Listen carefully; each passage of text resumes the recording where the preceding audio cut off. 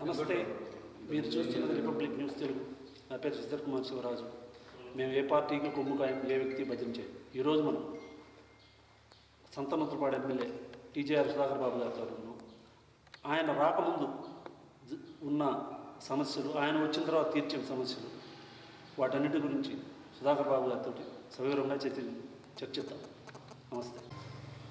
మీరు కెమెరా ప్రయత్నిస్తుంది. సార్, ఇప్పుడు 4.5 ఏళ్ళు పూర్తవుతుంది మీ వైఎస్ఆర్ కాంగ్రెస్ పార్టీ ప్రభుత్వం వచ్చి. ఇంతకు ముందుకు ఇప్పటికి మీ హయాంలో నూతలపాడు కాన్స్టిట్యూషన్ జరిగిన అభివృద్ధి గురించి చెప్తారా? బ్రహ్మాండంగా ప్రతి గ్రామంలో 1,50,00,000 విలువ చేసే శాశ్వత భవన నిర్మాణం జరుగుతుంది. ఒక సచివాలయం, ఒక ఆర్బీకే సెంటర్, ఒక హెల్త్ సెంటర్, ఒక బల్క్ మిల్క్ సెంటర్, అలాగే డిజిటల్ లైబ్రరీ. ఈ 5 భవన నిర్మాణాలు ఆ గ్రామానికి సంబంధించిన పూర్తి హక్కుతో, అంటే గ్రామం కూడా కాదు, ఒక సచివాలయ పరిధిలో ఇవన్నీ ఉండేటట్టుగా గౌరవ ముఖ్యమంత్రి గారు తీసుకొచ్చిన విప్లవాత్మకమైన సంస్కరణలలో గ్రామ స్వరాజ్యం అని గాంధీ ఏదైతే చెప్పారో దాన్ని తూచా తప్పకుండా పాటిస్తున్న గౌరవ ముఖ్యమంత్రి వైఎస్ జగన్మోహన్ రెడ్డి గారి నాయకత్వంలో నేను ఎమ్మెల్యే అయిన తర్వాత మన నియోజకవర్గంలో 91 సచివాలయాలు ఉన్నాయి. 84 సచివాలయాలు ఉన్నాయి. 84 సచివాలయాల్లోనూ ప్రతి సచివాలయానికి ఒక నిర్మాణం జరుగుతుంది. ఇది ముందెన్నడూ చూడలేదు, చూడబోము, నిన్న జరగలేదు. ఇది సత్యం. తెలుగుదేశం పార్టీకి మాట్లాడటానికి ఏమి అంశాలు లేక జరుగుతున్న సంక్షేమాన్ని చూసి దిమ్మ తిరిగిపోయి అభివృద్ధి లేదని మాట్లాడటం వాళ్ళకు ఒక సాదాసీదాగా మారిపోయింది. ఎక్కడ అభివృద్ధి లేదో అని వాళ్ళు చెప్తే ఆ గ్రామంలోకి నేను వచ్చి వైఎస్ఆర్ కాంగ్రెస్ పార్టీ ఆధ్వర్యంలో ముఖ్యమంత్రిగా శ్రీ జగన్మోహన్ రెడ్డి గారు ఉండిన తర్వాత, నేను ఎమ్మెల్యే అయిన తర్వాత ఆ గ్రామాన్ని ఎంత అభివృద్ధి చేశామో గణాంకాలతోనూ, భవనాల రూపంలోనూ, సిమెంట్ రోడ్ల రూపంలోనూ, సైడ్ డ్రైన్ రూపంలోనూ, నాడు నేడు పేరుతో స్కూళ్లను ఆధునీకరించే కార్యక్రమానికి సంబంధించిన అన్ని పనులు దగ్గరుండి మీ రిపబ్లిక్ టీవీ సాక్షిగా నేను నిరూపిస్తాను. సార్, ఇప్పుడు మీరు గ్రామ సచివాలయాలు పెట్టారు, బాగుంది. కానీ పవన్ కళ్యాణ్ గారు తీవ్ర విమర్శలు చేశారు గ్రామాలంటే. దాని మీద మిస్పండి. తాడు పొంగరం లేని రాజకీయ నాయకులు, టైంపాస్ రాజకీయ నాయకులు, బేస్లెస్ పొలిటీషియన్స్, సినిమాల్లో తీరిక సమయాల్లో వచ్చి రాజకీయాలు చేసే పార్ట్ టైం పొలిటీషియన్స్ గురించి నేను మాట్లాడుతుంటాను. ఆయనకి ఆంధ్రప్రదేశ్లో ఉన్న ప్రజల యొక్క జేబులు ఎలా కొల్లగొట్టాలో వాళ్ళ అన్నదమ్ములకు బాగా తెలుసు, వాళ్ళ కుటుంబం మొత్తానికి తెలుసు. జేబులు ఎలా కొల్లగొట్టాలి అని మీరు ఏంటి సార్ మళ్ళీ ఎలా అన్నారంటే, ఆయనకి ఒక సినిమాకు 100 కోట్ల రెమ్యునరేషన్ ఇస్తున్నారని ఆయన చెప్పారు. 100 కోట్ల రెమ్యునరేషన్ ఇస్తే ఆ 100 కోట్లకి నిర్మాత ఎలా ఇవ్వగలిగాడు? నిర్మాత ఒక 100 కోట్లు పెట్టి 200 కోట్లు పెట్టి సినిమా తీస్తే ఆ 200 కోట్ల రూపాయల డబ్బులు ఎవరి దగ్గర నుంచి వస్తున్నాయి? ఆ డబ్బులు ఎవరిది? ఇది ఒక తీవ్రమైన అధ్యాయం. పవన్ కళ్యాణ్ సినిమాలకు సంబంధించిన హీరో, నిజ జీవితంలో కూడా హీరో కావాలనుకుంటే జగన్మోహన్ రెడ్డి గారి కన్నా మించిన ప్రజా సంక్షేమాన్ని కోరుకోవాలి. అన్ని కులాలు బాగుండాలని కోరుకోవాలి. నాకు బాగా తీవ్రమైన వ్యతిరేకత పవన్ కళ్యాణ్ గారి విషయంలో ఏంటంటే, ఆయన 10 మాటలు మాట్లాడితే 8 మాటలు కులం గురించి మాట్లాడుతున్నాడు. అది రాజకీయాలలో నిషేధం. ఎవరైనా తన సొంత కులం గురించి కానీ లేదా కులాల ప్రస్తావన కానీ పదే రాజకీయ నాయకుడు చేస్తే అతను రాజకీయాలకు అంటరాని వాడిగా నేను భావిస్తున్నాను. సార్, ఇప్పుడు నిన్న మళ్ళీ చంద్రబాబు గారు కొత్త స్కూల్ 2047 అని ఒక సమ్మిట్ కూడా నిర్వహించి జగన్ ప్రభుత్వం వల్ల 20,000 ఏర్పడిపోయింది రాష్ట్రం. నేను వచ్చేస్తే 5 ఏళ్లలో సస్యశ్యామం చేస్తుంది ఒక మాట మాట్లాడారు. వారు విజన్ 2020 అనౌన్స్ చేసిన సంవత్సరం మీకు గుర్తుందా? లేదు సార్, నాకు గుర్తులేదు. 2003 పరిసర ప్రాంతాల్లో ఆయన ముఖ్యమంత్రిగా ఉన్నప్పుడు విజన్ 2020 ప్రకటించారు. విచిత్రం ఏంటంటే, ఆయన విజన్ 2020 ప్రకటించిన మరుక్షణం ఓడిపోయాడు. 2004 వైఎస్ఆర్ గారు ముఖ్యమంత్రి, 2009లో మళ్ళీ వైఎస్ఆర్ గారు ముఖ్యమంత్రి. అంటే ఆయన ప్రకటించిన 2003 విజన్ 2020లో సుమారుగా 10 సంవత్సరాలు, ప్రస్తుత ఈయన 5 సంవత్సరాలు, అంటే 15 సంవత్సరాలు ఇతర పార్టీలు పరిపాలించారు. కేవలం చంద్రబాబు నాయుడు అభివక్త ఆంధ్రప్రదేశ్ని 5 సంవత్సరాలు పరిపాలించగలిగారు. ఆ 5 సంవత్సరాల్లో ఎందుకు విజన్ 2020 గుర్తురాలేదు బాబుకి? ఆ విజన్ 2020లో ఆంధ్రప్రదేశ్కి ఏమైనా చెప్పాడా? విజన్ 2020లో నువ్వు చెప్పిందంతా తెలంగాణ పరిసర ప్రాంతాలు, హైదరాబాద్కే చెప్పావు, కానీ ఆంధ్రప్రదేశ్లో విజన్ 2020 ఏమైనా ఉందా? ఓకే, ఫర్ ఎగ్జాంపుల్ నువ్వు విజన్ 2020ని అక్కడ ఎత్తేసి ఇక్కడ మళ్ళీ అమరావతిని తీసుకొచ్చి మళ్ళీ గ్రాఫిక్ మాయాజాలాన్ని చూపించావు కదా. ఆ అమరావతి గురించి మళ్ళీ నీ విజన్ 2047 ఇప్పుడు 23. ఆయన వయసు ఎంత? ఆయన వయసు ఇప్పుడు 74, 75 ఉన్నాయి. ఇప్పుడు ఆయన చెప్పిన రేషియో ప్రకారం ఎన్నాళ్ళు బతకాలి? ఇప్పుడు ఆయన 100 ఏళ్ళ పైన బతకాల. అది కుదిరే పైన కుదరదు. అంటే ఆయన చచ్చిన తర్వాత ఊహేస్తున్నాడు. మీకు దండం పెడతాను నన్ను ప్రశ్నలు అడిగి. ఆయన సావాలని నేను ఎందుకు కోరుకోవాలి? ఆయన కలకాలం హ్యాపీగా మనోని పెంచుకుంటా, కొడుకుని బ్రహ్మాండం తీసుకుంటూ ఉండాలని కోరుకుంటున్నాను. సార్, ఇప్పుడు మీ పార్టీలో ఈ మధ్య కొత్తగా అసమ్మతి వినపడుతుంది. ఆనం వివేకానంద రెడ్డి గారు కానీ, కోటమిరెడ్డి శ్రీధర్ రెడ్డి గారు, ఇలాంటి వాళ్ళ పార్టీల అసమ్మతి వాళ్ళు ఆల్రెడీ తెలుగుదేశం పార్టీ జెండా ఎత్తుకొని మోస్తా నిన్న ఆయన పాదయాత్రను బ్రహ్మాండంగా నిర్వహిస్తుంది. మా పార్టీ వాళ్ళు ఏం చదువుతారు? వాళ్ళు మాటికి మా పార్టీ వాళ్ళు కాదు, మేము సస్పెండ్ చేశాం.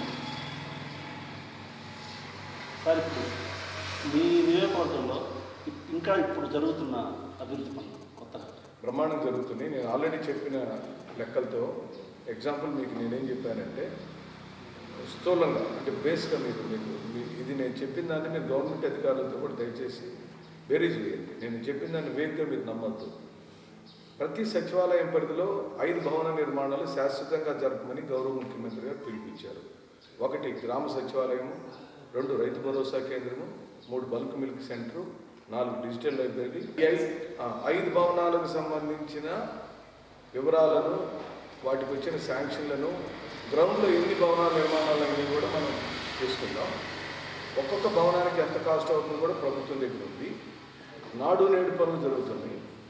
సాలీనా నాకున్న సమాచారం మేరకు 84 సచివాలయాల పరిధిలో ఒక్కొక్క సచివాలయ పరిధిలో ₹1,50,00,000 డబ్బులను మన ప్రభుత్వం ఇచ్చేసింది. అంటే ఇంచుమించుగా ₹120 కోట్ల కేవలం భవన నిర్మాణాల కోసం జరుగుతుంది. అలాగనే 50 కోట్ల పైచిలకు సిమెంట్ రోడ్లు వేశాము. 4 మండలాలు.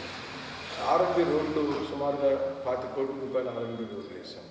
గుళ్ళకమ్మ రిజర్వాయర్కి సంబంధించిన చిన్న పిల్ల కాలువల నిర్మాణం కోసం, అంటే మురుగులు ఎగ్జిస్టింగ్ వాటర్ పోవడానికి కానీ, టైలెండ్ మధ్యలో ఉండే పొలాలకు నీళ్ళు అందించడం కూడా మంచి బ్యూటిఫుల్ వాటర్ డిస్ట్రిబ్యూటరీ సిస్టమ్ కింద ₹92 కోట్ల విలువ చేసే పనులు చేయగలుగుతాం.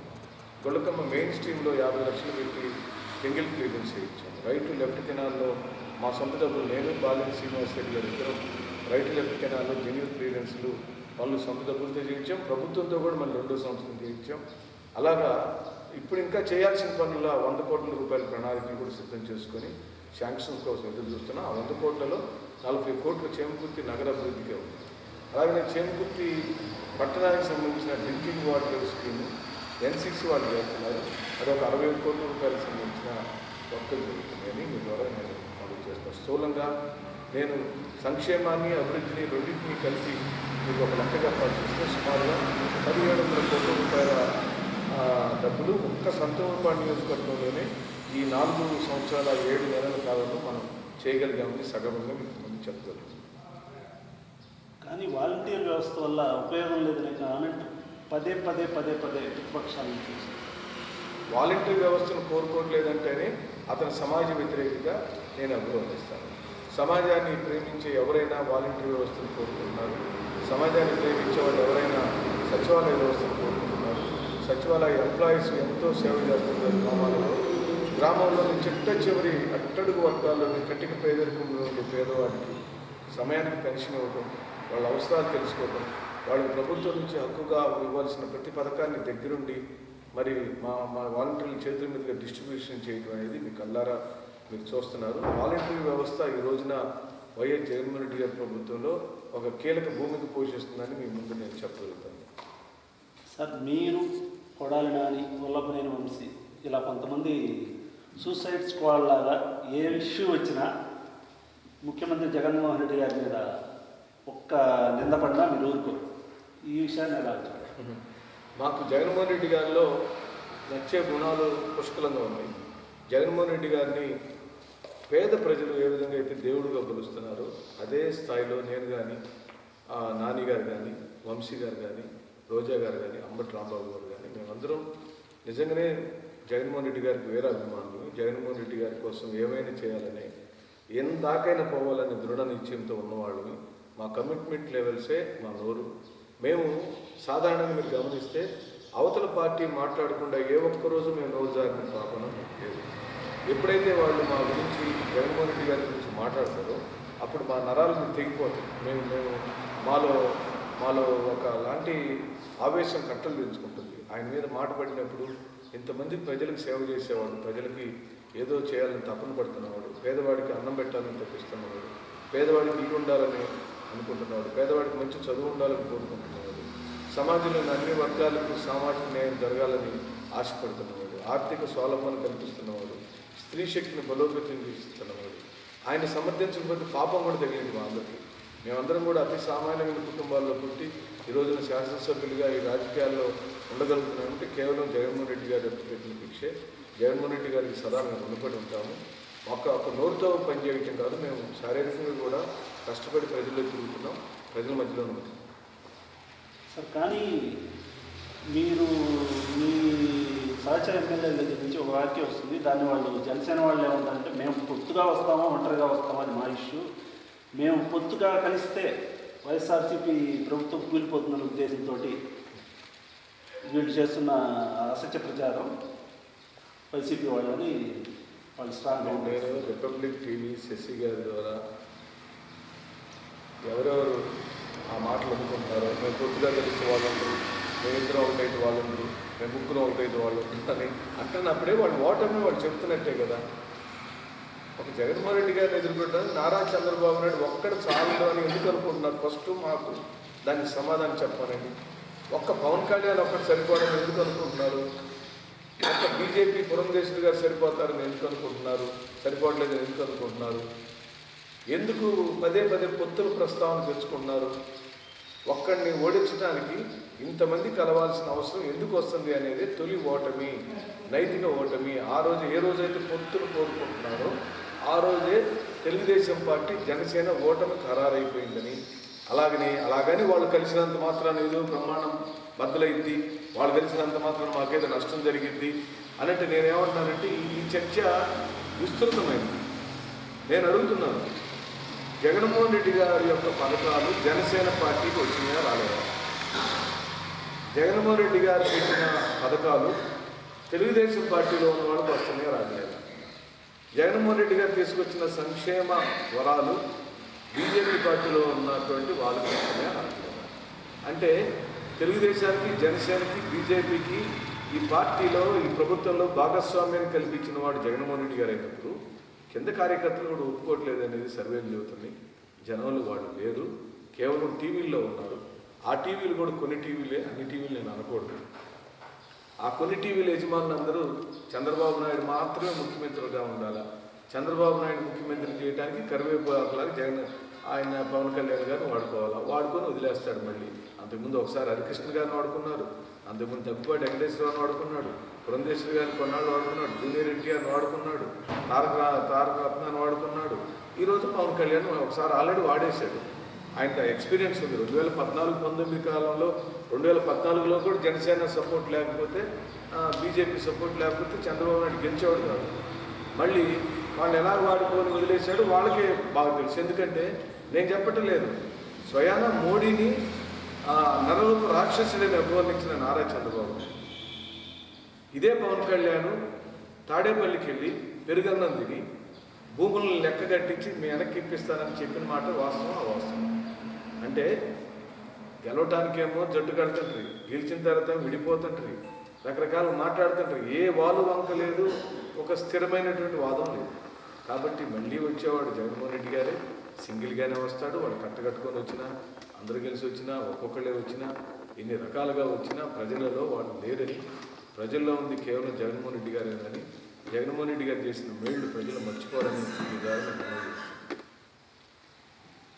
సార్ 2024లో వైఎస్ఆర్సీపీ గెలుపు నల్లేరు మీద నడిపేది భావిస్తున్నారు. ఖచ్చితంగా నల్లేరు మీద నడిపే.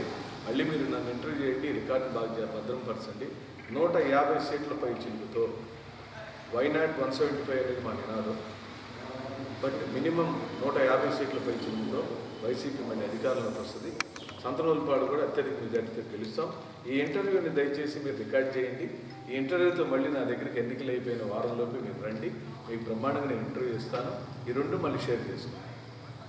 కానీ ప్రతిపక్షాలు కొన్ని సర్వేలు వాళ్ళు చేయించారో ఏమి చేయించారో తెలియదు, కానీ కొన్ని సర్వేలు 70-60 రేషియోలో చూపెడుతున్నారు. ఎవరికి 70? వైసీపీ 70 వాళ్ళకి గవర్నమెంట్ ఫామ్ చేసేది టీడీపీ వాళ్ళ. మాకు 70 వస్తాయన్నా. నేను రెడీ అంటున్నాను. ఛాలెంజ్ ఓపెన్ ఛాలెంజ్ 150 సీట్లపై చిలుకు. వైనాట్ 175 మా నినాదం, మా ఆశ, మా టార్గెట్. బట్ మినిమం 150 సీట్లతో జగన్మోహన్ రెడ్డి మళ్ళీ ముఖ్యమంత్రి అవుతాడు. దేనికైనా రెడీ నేను. ఈ ఛాలెంజ్ ప్రకాశం జిల్లా కాదు, రాష్ట్రానికి ఛాలెంజ్. ఎవరైనా రావచ్చు, రాష్ట్రం ఎవరైనా రావచ్చు. నీ ద్వారా రమ్మను, మధ్యవర్తిని పెట్టుకోమను, ఏ ఛాలెంజ్కైనా రెడీ. కానీ మొన్న లోకేష్ పాదయాత్రలో చేను గుర్తొచ్చినప్పుడు అవినీతి ప్రభుత్వంలో భాగస్వాములు అవుతున్నారు అందరూ. ప్రతి చోట ప్రతి చోట ఆయన ఎమ్మెల్యేలని కంపల్సరీ విమర్శించుకుంటూ వస్తున్నారు. నన్ను విమర్శించాడు, నేనేమంటలేదు. లోకేష్ గారు పాదయాత్ర చేశారని మీలాంటి వాళ్ళు కొంతమంది గుర్తించారు. ఎందుకు చెప్పండి? రాత్రిపూట పాదయాత్రలో చూస్తారా? ఏమండి, ప్రపంచంలో ఎవరైనా పాదయాత్ర ఎందుకు చేస్తాం మనం?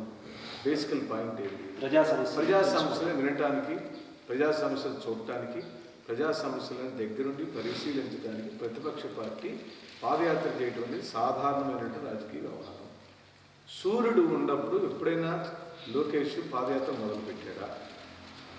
సూర్యాస్తమయం తర్వాత బయటకు వచ్చి బాగా చెమ్మ చీకటి వచ్చిన తర్వాత చీకటిలో పాదయాత్ర చేసి, నేనేమంటలా, మీరు బ్రదర్ మీరు మా కోసం ఒక పని చేయండి, బిఎన్ విజయ్ కుమార్ గారిని ఇంటర్వ్యూ చేయండి. లోకేష్ అనే నారా చంద్రబాబు నాయుడు కుమారుడు సంతూర్పాడు నియోజకవర్గంలో మర్రిచెట్లపాలెం దగ్గర నుండి గ్రోత్ సెంటర్ వరకు చేసిన పాదయాత్రలలో 4 రాత్రులు 5 పగళ్ళు నడిచాడు కదా సార్. మీ చేతికి ఎన్ని అర్జీలు వచ్చినాయి, ఎన్ని ప్రజా సమస్యలు మీకు రాతపూర్వకంగా రాసి ఎమ్మెల్యే ఇలా ఇబ్బంది పెడుతున్నాడు, జగన్మోహన్ రెడ్డి గారి ప్రభుత్వం ఇలా ఇబ్బంది పెడుతుంది, గ్రామాల్లో వైసీపీ నాయకులు ఇలా ఇబ్బంది పెట్టారు, నా పథకం ఆపారు, నా రైతు భరోసా ఆపారు, నా అమ్మఒడి ఆపారు, నా నాడు నేడు పనుల ద్వారా అన్యాయం జరుగుతుంది, ఇలాంటి రాతపూర్వకమైన లిఖితపూర్వకమైనటువంటి అర్జీలు, కంప్లైంట్లు, ఏమైనా ప్రజా సమస్యలు ఉంటే నేను మిమ్మల్ని రిక్వెస్ట్ చేస్తున్నా, దయచేసి ఆ పేపర్లు నా దగ్గరకు పట్టుకొస్తే మీ కళ్ళ ముందు మీ టీవీ సాక్షిగా 10 రోజుల లోపల సమస్యలను పరిష్కరిద్దాం. పట్మని 10 సమస్యలను లేవలెత్తపోయాడు. వచ్చి చేమకుర్తిలో నన్ను తిట్టాడు. నేనేం అడిగాను వారిని? మరుసటి నాడే నేను ప్రెస్ మీట్ పెట్టాను జిల్లా పార్టీ ఆఫీస్లో. ఏం పెట్టాను? బాబు నువ్వు ఇలా తిట్టావు, నీకు దమ్ము ధైర్యం ఉంటే నారా చంద్రబాబు నాయుడు కొడుకు అయితే నా మీద నువ్వు చేసిన వ్యాఖ్యలను నిరూపించి నియోజకవర్గం నుంచి పొమ్మన్నా, ఆధారాలు చూపించమన్నాను. ఒక్క ఆధారాలు చూపించలేదు, ఒక మాట మళ్ళీ మాట్లాడాలి. మళ్ళీ నా నియోజకవర్గంలో 4 రోజులు నడిచాడు, 2-3 సదస్సులు కూడా పెట్టాడు. ఆ సదస్సులో ప్రవేశపెట్టవచ్చు ఆధారాలు. సదస్సుల్లో జస్ట్ అడిగారు, వాళ్ళ తరఫున కార్యకర్తలు మాట్లాడారు. సో అండ్ సో ఏ ఏరియాకి వెళ్ళినా ఆ ఎమ్మెల్యే గురించి యాంటీగా మాట్లాడారు. నువ్వు మాట్లాడటం తప్ప నేను అనట్లేదు, నేను ఆహ్వానించాను. వారి పాదయాత్రని మన నియోజకవర్గంలోకి నేను వెల్కమ్ చెప్పాను. కానీ నేనేం అడిగానంటే 2014 నుంచి 19 వరకు మీ నాన్న పరిపాలించినప్పుడు ఈ నియోజకవర్గానికి మీరు ఏం చేశారో చెప్పాడు మనం. అలాగే ఈ 19 నుంచి ఈ రోజు వరకు మా ప్రభుత్వంలో ఏ సమస్యలు ఉన్నాయో, ఎక్కడెక్కడ అన్యాయం జరుగుతుందో ఆ వివరాలు మాకు ఇస్తే మేము పరిశీలించి దాని తగు విధంగా న్యాయం చేస్తామని చెప్పాను. దానిలో ఏమి తప్పు? ఎక్కడ ఒక సమస్య చెప్పలేదు. ఆయన ఏం చేసేది చెప్పలేదు. వాళ్ళ నాన్నగారు తీసుకొస్తానన్న పేపర్ మిల్లు ఏమైందో చెప్పలేదు. వాళ్ళ నాన్నగారు కట్టిస్తానన్న రామాయపట్నం పోర్టు ఏమైందో చెప్పలేదు. వాళ్ళ నాన్నగారు చేపిస్తున్న అనేకమైన అదేంటి విమానాశ్రయం కట్టిస్తున్నారు ప్రకాశం జిల్లా. దొనకొండ ప్రాంతంలో పారిశ్రామిక వాడ చేస్తున్నారు. 4 లైన్స్ రోడ్ అన్నారు ఇక్కడి నుంచి కర్నూలు. అన్నీ అభాస్పాలు వాగ్దానాలే కదా. ఒక్క వాగ్దానం కూడా నెరవేర్చకుండా ఒక 5 రోజులేమో లోకేష్ గారు నడిచారు, ఒకరోజు వచ్చి కొళ్ళకొమ్మ దగ్గర చంద్రబాబు నాయుడు గారు. అన్ని అబద్ధాలు చెప్పుకోవడానికి టీవీల్లో ప్రచారం కోసం పనికొచ్చినాయి. కానీ రైతాంగానికి, రైతు కూలీలకు, సామాన్య ప్రజలకు, మరి ముఖ్యంగా ఎస్సీలకు, ఎస్టీలకు, బీసీలకు, మైనార్టీలకు మీరేం చేస్తారో చెప్పలేక, ఇంతకన్నా మెరుగైన పరిపాలన ఎలాగిస్తారో చెప్పకుండా వేగ్గా అనవసరంగా తెలుగుదేశం పార్టీ కార్యకర్తలు ఆ బిఎన్ విజయ్ కుమార్ డబ్బులు, జనార్దన్ గారి డబ్బులని వృధాపాలు చేసిపోయారు కదా. ఫ్లెక్సీల రూపంలో, టపాసుల రూపంలో. జాలి కలుగుతుంది, నిజంగా జాలి కలుగుతుంది. కానీ మీ నియోజకవర్గంలోనే చీమకుర్తి సార్. చీమకుర్తి జగన్మోహన్ రెడ్డి గారి గవర్నమెంట్ వచ్చిన తర్వాత స్లాబ్ విధానం మార్చి టన్నేజ్ పెట్టారు. దానివల్ల చాలా ఇబ్బంది పడుతున్నారు. దానివల్ల చాలా క్వారీలు మూతపడి వర్కర్స్కి ఇబ్బంది ఉందని అది ఒక అవర్ణ వేసిపోయారు. కరోనా వచ్చిన తర్వాత గ్రానైట్ ఇండస్ట్రీ కుదేలైన మాటకు వాస్తవము. అది జగమెరిగిన సత్యం. మనకి ఎక్కువ ఎక్స్పోర్ట్ చైనాకి అవుతుంది, నాకు తెలుసున్నంత మేరకు సింగపూర్కి వెళ్తుంది. అక్కడ ఇంటర్నేషనల్ మార్కెట్లో మన గ్రానైట్ని కొనటం అనేది కొంత తగ్గింది. అందువల్ల మన చీమకుర్తి గ్రానైట్ ఇండస్ట్రీ కొంచెం స్లో డౌన్ సేల్స్లో. అలాగనే టన్నేజ్ పెట్టడం వల్ల ఎవరికి నష్టం? ఎవరు చెప్పారు నష్టం అని? స్లాబ్ సిస్టమ్కి టన్నేజ్ మీద డిబేట్ పెడదాం. అది ఏ విధంగా క్వారీ వాళ్ళకి నష్టం తెప్పిస్తుందో, అదే మీరు అడిగిన ప్రశ్నలన్నీ నేను ఎలాగ నష్టం తెప్పిస్తుందో వాళ్ళు సవివరంగా చెప్పమానండి. నిజంగానే మా క్వారీస్ ఓనర్లకి, ఫ్యాక్టరీల ఓనర్లకి ఏ విధమైన ఇబ్బంది వచ్చినా ఈ ప్రభుత్వం పారదర్శకంగా, ప్రజల ప్రభుత్వము, వాళ్ళు ఇండస్ట్రీస్ బాగుండాలి, పరిశ్రమ బాగుండాలి. మేమే ఇప్పుడు కరెంటు ఛార్జీలను తగ్గించాం కదా, సబ్సిడీ ఇచ్చాం కదా, 3 రూపీస్కి ఇచ్చాం కదా. ఏమంటే సూపర్ 3 రూపీస్ పవర్ ఇస్తున్నాం కదా. అది ఎందుకు చెప్పలేము? కానీ అది ప్రశ్న అదే కదా చెప్పాలి కదా. సిగ్గుండా వాళ్ళు ఏం చేయకుండా దిగిపోయి దాన్ని ఒక పరిశ్రమలన్నింటినీ, రాష్ట్రంలోని ఖనిజాలని, ఈ రాష్ట్రంలోని ఖనిజ సంపద మొత్తాన్ని దోచుకున్న దుండగులు మమ్మల్ని ఏ విధంగా మాట్లాడతారు? ఏ విధంగా వాళ్ళు ఎక్కడో గుంటూరు జిల్లాలో ఉన్నవాళ్ళు, విశాఖపట్నం జిల్లాలో ఉన్నవాళ్ళు, ఇటెక్కడో రాయలసీమ జిల్లాలో ఉన్న వాళ్ళందరూ క్వారీ ఓనర్స్ ఇక్కడ ఎలా మారారు? చీమకుర్తి గ్రానైట్ ఇండస్ట్రీలో ఓనర్స్ లిస్ట్ తీయమనండి. అసలు ఎవరున్నారు చూద్దాం. వైసీపీ వాళ్ళు ఎక్కువ మంది ఉన్నారో, తెలుగుదేశం వాళ్ళు ఎక్కువ మంది ఉన్నారో ఆ లిస్ట్ ఒకసారి తీపించండి. 5,000 పైచీలకు కటింగ్ మిషన్ ఫ్యాక్టరీలు ఉన్నాయి. ఆ ఫ్యాక్టరీ ఓనర్లు ఎవరు తీయండి, లిస్ట్ తీయండి చూద్దాం. ఏ జిల్లా వాళ్ళు ఉన్నారో, ఏ పార్టీ వాళ్ళు ఉన్నారో ఆ లిస్ట్ కూడా తీపించున్నారండి. కానీ సార్, జిల్లాలో ముఖ్యంగా చీరాల ఈ పార్టీలో వర్కపోలేదు. రీసెంట్గా 3-4 రోజుల క్రితం కూడా పరస్పరం దాడులు, దాన్ని అధిష్టానం పరిశీలిస్తుందా? తప్పనిసరిగా అధిష్టానం ఇద్దరు సీనియర్ లీడర్స్, ముఖ్యంగా బలరాం గారు ఎంతో అనుభవం కలిగిన అపారమైన అనుభవం, ప్రకాశం జిల్లా రాజకీయాల్లో ఒక సుదీర్ఘమైన రాజకీయ చరిత్ర కలిగిన వాడు. అలాగే ఆమంచి కృష్ణమోహన్ గారు కూడా యువనాయకుడు, రోసయ్య గారి శిష్యుడిగా రాజకీయ రంగ ప్రవేశం చేసి సొసైటీతో నిలబడినవాడు. అక్కడ ఘర్షణలు బాగా ఇబ్బంది కలుగుతుంది. వాళ్ళు పెద్దవాళ్ళు కాబట్టి సమీక్షించుకొని అది దాన్ని అధికారులు పరిష్కరించుకుంటారని ఆశిస్తున్నాము. ఏదేమైనా అంతరంగికమైన అలాంటి ఘర్షణ జరగడం అవాంఛనీయం. అది మేము బాధపడుతున్నాము, ఖండిస్తున్నాము. 2024లో కూడా వైసీపీ గవర్నమెంట్ నుంచి మిమ్మల్ని మంత్రిగా చూడాలని పబ్లిక్ తీసుకోవచ్చు. నేను మంత్రిగా అవ్వాలని ఏమాత్రం కోరుకోవట్లేదు. నేను ప్రజల మధ్యలో ఉన్నాను. 91,000 గడపలు ఉంటే ఈ సంతనూరుపాడు నియోజకవర్గంలో ఈ మాటికే నేను 81,000 గడపలు తిరిగాను. ఈరోజు రేపుతో మద్దిపాడు మండలం కూడా అయిపోతుంది. రేపు సాయంత్రానికి నాగులపురపాడు మండలం, మద్దిపాడు మండలం, చీమకుర్తి మండలం పూర్తి చేసుకుని ఎస్ఎన్పాడు మండలంలో 4 సచివాలయాలు ఉంటే 8 రోజులు నేను కష్టపడి పనిచేస్తే మొట్టమొదటిసారిగా తొలి ఎమ్మెల్యేగా ఈ ప్రకాశం జిల్లాలో గడప పూర్తి చేసిన వాడిగా నేను ఉండబోతున్నానని మీ ద్వారా మనవి చేస్తూ, ఈ కష్టంలో నాతో పాటు పంచుకున్న నా పార్టీ అధ్యక్షులు, ఎంపీపీలు, జెడ్పీటీసీలు, ఏఎంసీ చైర్మన్ గారు, మాజీ ఏఎంసీ చైర్మన్ గారు, అలాగనే కింద స్థాయి కార్యకర్తల దగ్గర నుంచి సర్పంచులు, వార్డు మెంబర్లు, ఎంపీటీసీలు, పిఎస్సిఎస్ కమిటీ, 3 మెన్ కమిటీలు, జేసీఎస్లు, ఇన్ఛార్జీలు, కార్పొరేటర్లు, కౌన్సిలర్లు, సీనియర్ నాయకులు, చిట్ట చివరి కార్యకర్త, అలాగే చాలామంది ప్రభుత్వ ఉద్యోగులు దీన్ని ఇన్వాల్వ్ అయ్యి నాకు సహాయ సహకారాలు అందించారు. ఎందుకంటే ఇది ప్రభుత్వ కార్యక్రమం. మాతో పోటీపడి ప్రభుత్వ యంత్రాంగం అంతా పనిచేసింది. మీ ద్వారా 4 ఎంఆర్ఓలకి, 4 ఎంపీడీఓలకి, commissioner, municipal commissioner Ongole, municipal commissioner Chimakurthi వారికి, వెలుగు డిపార్ట్మెంట్ వారికి ప్రత్యేకంగా ధన్యవాదాలు మీ ద్వారా నేను తెలియపరుస్తూ, అలాగనే నాకు వెన్నట్టుండి ఎప్పుడూ నన్ను నిరంతరం ప్రోత్సహించే పాలనే శ్రీనివాసరెడ్డి గారు, అలాగే పెద్దలు గౌరవనీయులు రవి సుబ్బారెడ్డి గారు, మరి ముఖ్యంగా నా ప్రాంతమైన కుటుంబం పూచేపల్లి వెంకయ్య గారు మరియు నా ప్రియ సోదరుడు పూచేపల్లి సుబ్బసాయి రెడ్డి గారి యొక్క సహాయ సహకారాల వల్లనే ఈ మహాయజ్ఞం పూర్తిగా అవుతుంది. దీనిలో అనేక మంది భాగస్వాములయ్యారు. మీ ద్వారా నేను రిపబ్లిక్ టీవీ ద్వారా కూడా మీడియా సోదరులందరికీ పేరు పేరు చొప్పున ఈ 15 నెలల కాలం నన్ను వెన్నంటుండి నన్ను ప్రోత్సహించి బ్రహ్మాండంగా ప్రజల్లో ప్రాచుర్యం తీసుకొచ్చి నాకు అనునిత్యం సపోర్ట్ చేస్తున్న మీడియా సోదరులకు కూడా నేను మీ ద్వారా నమస్కారం చెప్తూ సెలవు తీసుకున్నాను. నమస్తే.